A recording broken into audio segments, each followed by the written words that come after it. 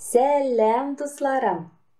Безнең балалар бакчасында макулатура җыю буенча акциялар үткәрелеп тора.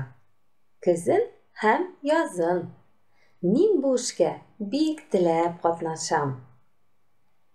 Макулатура җыю урманның, туган җиребезнең, планетабызның матурлыгын саклау ул. Кагаз калдыклары җыю әле ул хезмәт тәрбиясе дә. Һәр акциyaдан соң ахырдан нәтиҗә ясыйлар, җиңүчеләргә бүләкләр тапшыралар. Бу юлы да беренче урын алырлык итеп тырышырга кирәк. Монда килгәч, үземнең яратып йөргән балалар бакчасы белән таныштырыйм әле үзегезне. Ул Казан шәһәре, Яңа Савин районының татар телендә тәрбия һәм белем бирүче 208-нче катнаш төрдәге балалар бакчасы. Бакчабызның исеме Шатлык. Биредә көн саен диярлек төрле кичәләр, бәйрәмнәр үткәрелеп тора. Безнең шатлыкка бик сәләтле балалар йөри. Хәтта урыс балалары да татар телендә сөйләшә. Төрле әкиятләрдә, спектакль, бәйгеләрдә катнаша. Менә бүген дә музыкаль залда Яхшылык дәвалый дигән спектакль булды.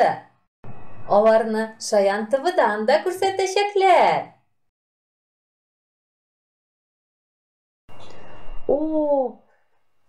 Бу физкультура залы. Монда безнең иң яраткан физкультура дәресе уза.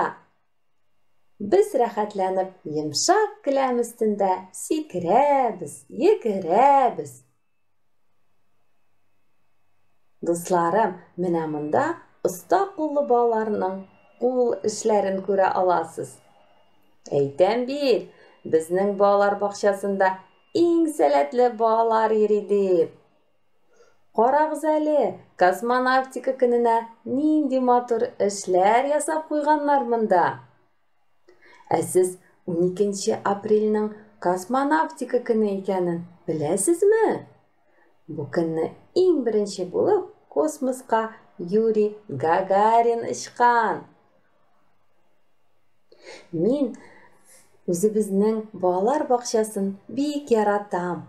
Тәрбиячеләремне хөрмәт итәм.